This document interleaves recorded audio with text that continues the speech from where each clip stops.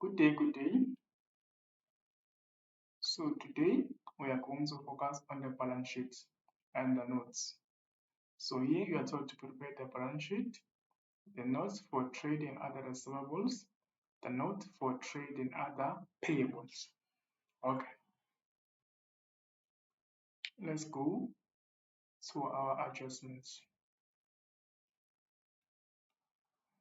Adjustment number 1. A fire in a business caused damage to trading stock to the value of 2,000 Rand. The insurance company has agreed to pay out only 80% of the claim. Their EFT will be made on 15 March 2016. So, the money that you are going to receive for a stock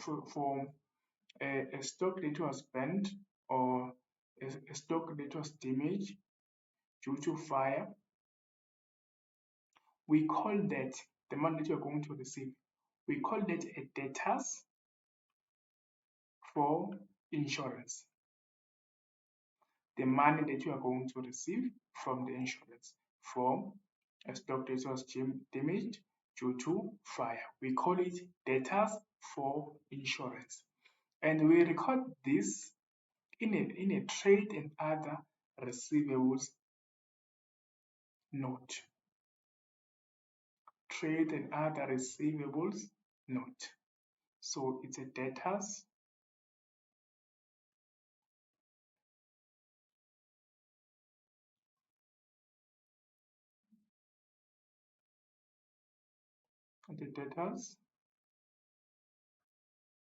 for insurance. So how much is it? A fire in a business caused damage to trading stock to the value of 2,000. The insurance has agreed to pay out 80%. So it's 80% of this 2,000. So 2,000 times 80%. What is the answer? 2,000 times 80%.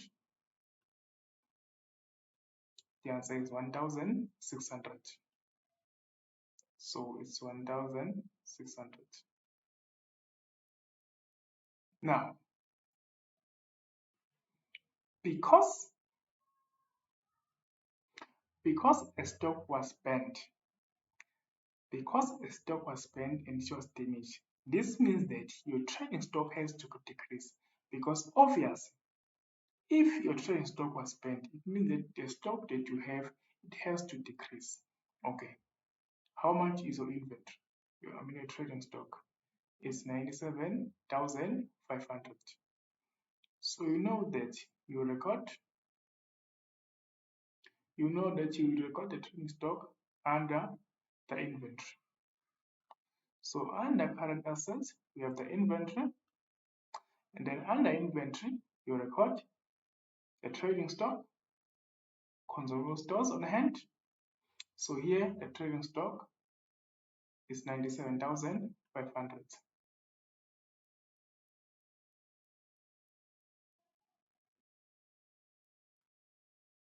And then, so we have to subtract this 2,000 minus 2,000. And then, now,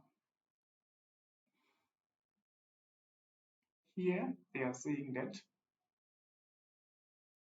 the stock on hand as per physical stock count on 29 February 2016. So we're trading stock on hand for 95,000. We have a picking material for 1,500. Okay. So we had a stock of 97,500. 97,500 from the trade balance. This is our trading stock. And then the stock was damaged for 2,000 Rand. So this means that now the stock that you have is 95,500. That is the trading stock that you have now. Now, When you compare the physical stock tick and this stock, you can see that you have a trading stock deficit. So your trading stock deficit here is going to be, you see this minus 95,000. So the trading stock deficit is 500. So you know that you must always subtract your trading stock deficit in your inventory. And then also we have the packing material of 1,500 plus 1,500. Because a packing material falls under the consumable stores. So you know that in an inventory, we record the consumable stores on hand. So here we have a packing material on hand. Now, so I think we're done for the inventory. So it's 97,500 plus and then minus 2,000 minus 500 plus 1,500. The answer is 96,500. So it's 96,500. And then let's continue. What are they saying? Let's continue. Let me just erase this one first. Okay. And then in number 3, no entry has been made of a check 500 Rand received from the estate of N log data. This was for the dividend of 25 cents in the rand paid by the insolvent state. The balance must be written off. So here, if a debtor, so here, this was a dividend of 25 cents. So what we are going to do is, where is the calculator now? What we are going to do, so we have an amount of 500 Rand. So they're saying that no entry has been made of a check of 500 Rand received from the estate of N log data. This was for a dividend of 25 cents. So this 500 Rand is for the 25 cents. Now, so if they're saying it's 25 cents, it is the same as the 25%. This 25 cents, it is the same as the 25%. So if this 500 is for 25%, now to get the 100%, we must say 500 times 100 divided by 25%. Then the answer is 2,000. Now this means that your debtors, you have to decrease your debtors by an amount of 2,000, because remember, 500 was paid. And then also you must write off the balance. So 200 minus 500 is 1,500. So 1,500 is the amount that you must write off as a bad debt. And then this 500 is the money that is going to be paid by the estate. But still, your debtors, they are decreasing by an amount of 200. Even though this one was paid, and then this one is a bad debt, but still, your debtors, they are decreasing by 2,000 Rand. So let's go to your trade and other receivables, because we said that the debtors, they are decreasing. So we have trade debtors. How much are debtors control? 52,200. 52,200. So we said that the debtors control is decreasing by an amount of 2,000. So minus 2,000. And then they are saying that there is an amount of 500 that was received, but no entry was made. So that means that the bank is affected. But here, the bank, we don't have the bank. We only have the bank overdraft. We only have the bank overdraft, and the bank overdraft is 30,095.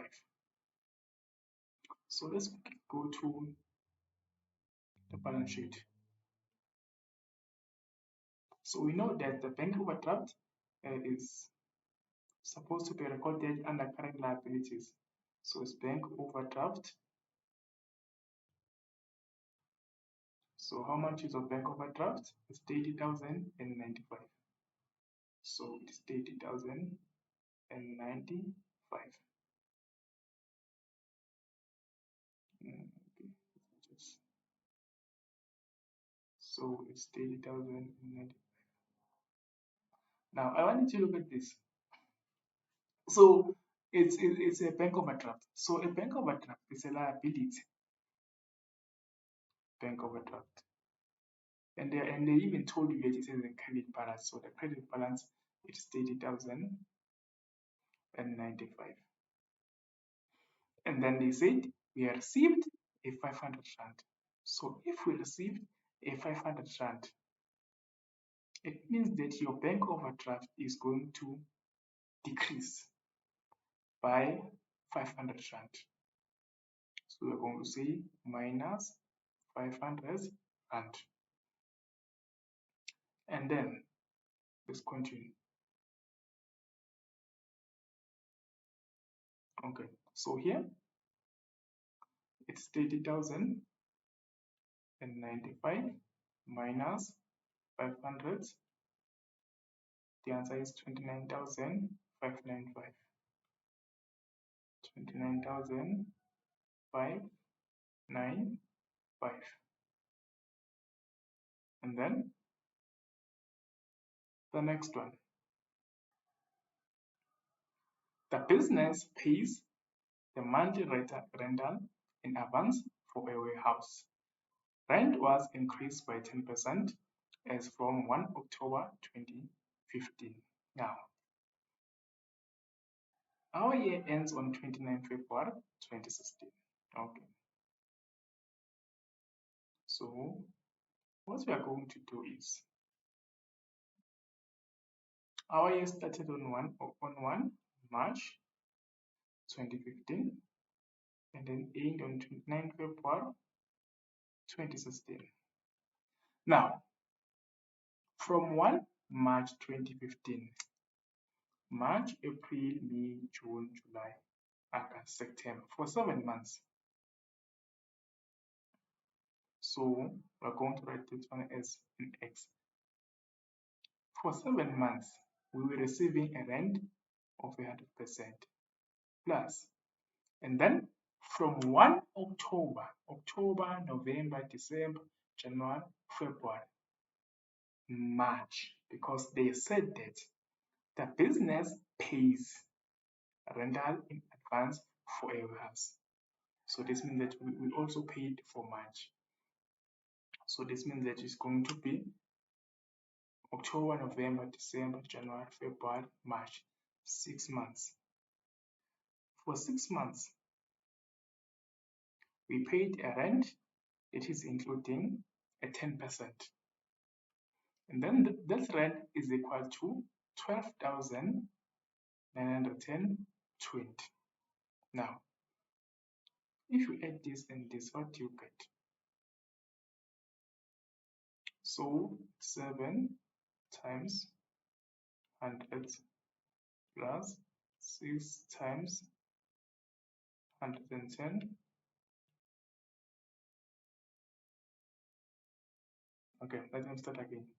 7 times 100 plus 6 times 110. Okay, something is not right. Let me just do it like this. So it's 7 times 100. It's 700x plus, so it's 6 times 110, the answer is 660. X is equal to 12,110.20. So 700 plus 660, the answer is 1,360. X is equal to 12,110.20. So now you know that you have to divide by this one because we want X. So you have to divide by 1,260. 1,260. So X is equal to, so it's 12,020 divided by 1,260. The answer is 9,5. Now, so this one is the rent for 6 months, the one which is including the 10%. This one is for a rent for 7 months, the one that does not have a 10%. So this one, so is 600. Now we know the value of X. The value of X is 9,5. So we want to find out this for these 6 months, the ones that's including 10%. How much did we pay? How much did we pay? So it's 9,5. The answer is 6,270. That is the rent for 6 months. So how much of it is the rent per month? With that is including a 10%. So it's 6,270 divided by 6. The answer is 1,445. So this is a prepaid expense because we paid for a month in advance. So this is a prepaid expense. So it's 1,045. So it's a prepaid expense. So it's 1,045. And then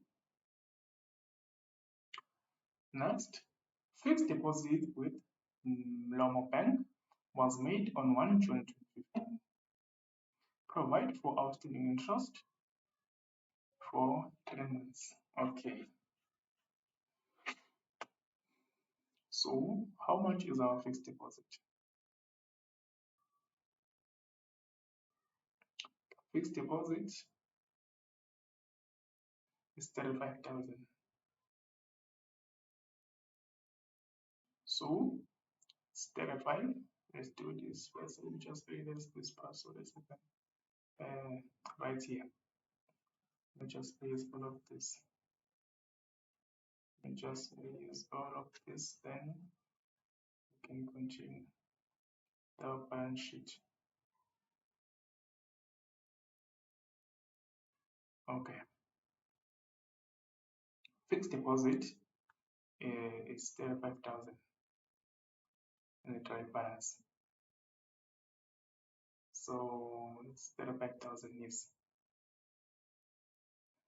And then we are told that. So how much is the percentage? Percentage is 8%. 8%. So the percentage is 8% for fixed deposit. So they are saying it was made on 1 June 2015. So from 1 June, July, August, September, October, November, December, January, February, 9 months. So this fixed deposit stayed for 9 months. This fixed deposit stayed for a period of 1 June 2015 to a period of 29 February 2016. So it stayed for 9 months. But then they are telling us that provide for 3 outstanding interest. This means that in these 9 months, we only received the interest for 6 months. And then now the remaining one is for 3 months. Now, what you need to do is you're going to say 35,000 times 8% times. So this fixed deposit is stayed for 9 months. It stayed for 9 months. So it's going to be 35,000 times 8% times 9 divided by 12. The answer is 2,100. Now, this 2,000 is the interest for 9 months. But we are told that we only receive the interest for 6 months. So now to find out the interest for the interest for 3 months, we're going to say 2,100 times 3 over 9 is equal to, so with 2,100 times 3 divided by 9, the answer is 700. That is an accrued income. So we go and record our accrued income. 700 rand. Or we can see, because now we know that it's 2,100. So what we can do is,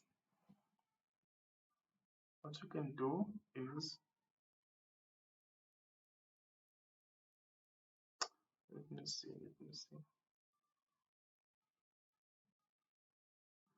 Okay, let's just continue. Okay. And then they said 15,000 matures on 1 June 2016. So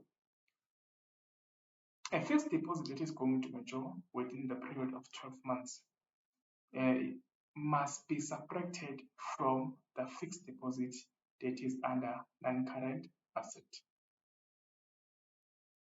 So this is your fixed deposit.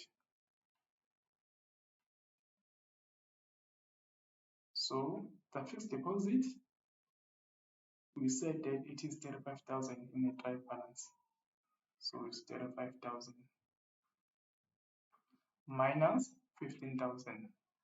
So I said that the fixed deposit that is going to mature within a period of 12 months must be subtracted from a fixed deposit that is under non-current asset. So 35,000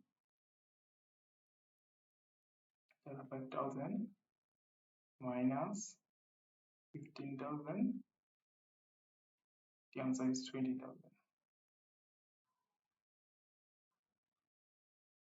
Okay, so we're going to have a cash and cash equivalent. So in a cash and cash equivalent, we record the bank, petty cash, a fixed deposit that is going to mature within a period of 12 months. So the cash yield is 1,500 plus the petty cash 2,000, and then now we have a fixed deposit that is going to mature within the period of 12 months.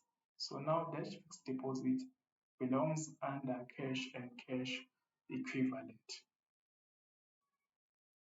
So it's 15,000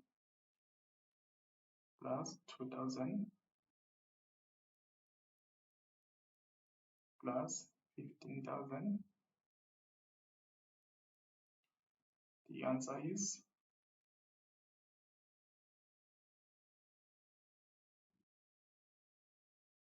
okay. So I think I made a mistake.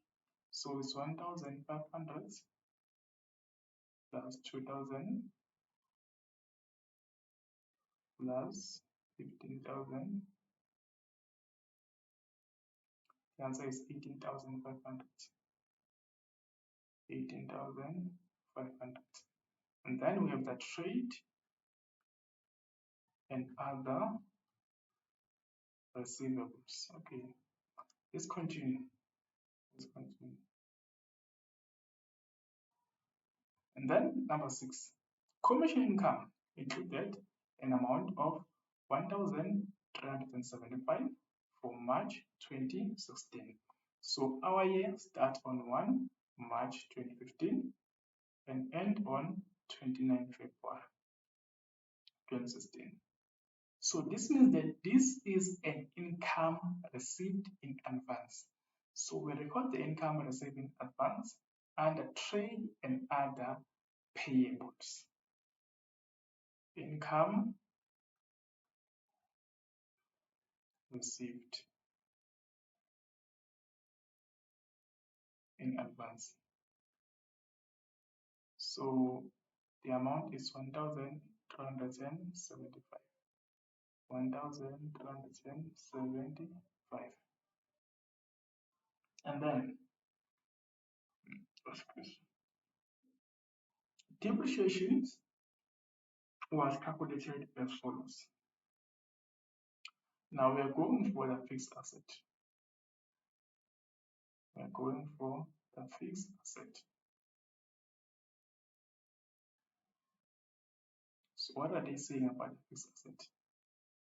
The fixed asset is carrying value on 1 March 2015 for 940. So this is the total of the fixed asset. That's the carrying value is 940. This is a carrying value at the beginning of the year. Now we have the depreciation. So it's 24,500. So obviously your depreciation decreases your fixed asset, and also equipment 8,900. So what is the answer? What is the answer? 940,000 minus 24,500 minus 8,900. The answer is 906,600. Now, to get the non-current asset, you must say financial asset plus the fixed asset. So the financial asset is 20,000. So the answer is 926,600. And then number 8, the water and electricity account for February 2016, 800 was still outstanding. That is an accrued expense. So an accrued expense goes under the trade and other payables.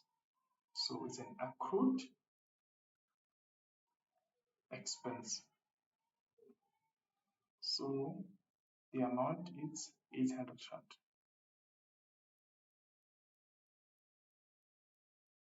And then, according to the loan agreement with the bank, annual payments of 20,000 must be made on 30 June each year. So now our year is ending on 29 February 2016. This means that in 30 June 2016, we are going to pay this amount of 20,000. So this means that now this 20,000 is no longer a non-current liability, because now we are going to pay this 20,000 within the period of 12 months.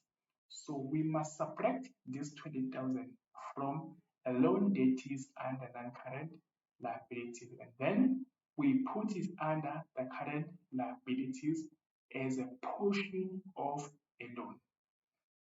Okay, so how much is your loan?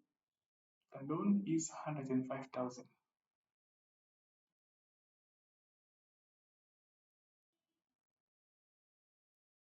So the loan is 105,000,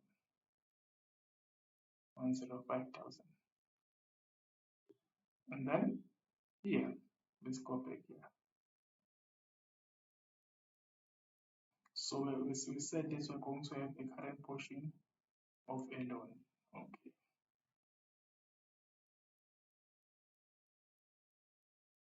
Current portion of a loan. Okay. So the loan that is going to be settled within the period of 12 months is called a portion of a loan. So it must be separated from the loan that is under current, that is under non-current liabilities. So let's go and separate it. It's 20,000. So we said we call it a portion of a loan. So the amount is 20,000. And then, so how much is this? 105,000 minus 20,000. The answer is 85,000. So this is your non-current liability. It's 85,000. And then they said the net profit for the year after all above adjustment were taken into account amounted to 108,875. So this is a net profit. So you know that a net profit belongs under owner's equity. So let's go to your owner's equity. So there's your owner's equity. So you know that you must say capital plus net profit minus drawings. So the capital is 735,000. So you know that under owner's equity, you must say capital at the beginning plus net profit plus the additional capital minus drawings. So here we are given the net profit. So the net profit is 198,875. 198,875. And then minus the drawings. How much are your drawings? With drawings is 32,000. So minus 32,000. So how much is your capital? So 735 plus 198,875 minus 32,000.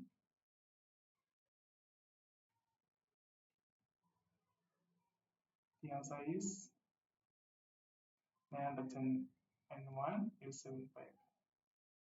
901,875. That is the money for the owner's equity. 875. And then now we're just going to enter the money that we didn't enter. So we have the sales pay is go to your trade and other payables. So let's go and enter it. Pay, it's 8,800 P. So it's 8,800. And then we have the pension fund. The pension fund 3,500. 3,500. This is a pension fund. And then the trade creditors. These are the creditors control. So the creditors control is 46,000. 46,000. So we are done with the trade and other payables. So how much is the total? How much is the total? It's 46,000 plus 1,275 plus 8,000 plus 8,800 plus 3,500 is equal to 67,675. 67,675. 67,675. These are the trade and other payables. And then to get the current liabilities, we must add all of this. Plus 20,000 plus 29,595 plus 29,595. The answer is 117,270. 117,270. And then let's go and complete your trade and other receivables. So here the answer is going to be 51,200. And then so it's 1,045, 700. So it's going to be 51,200 plus 1,600 plus 1,045 plus 700. 54,545. 545. So these are the trade and other receivables. 54,545. 54,545. And then to get the current asset, we must say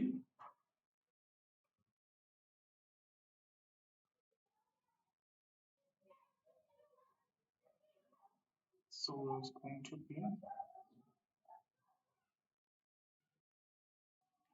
96,500 plus 18,500 plus 54,545 plus 54,545. The answer is 169,545.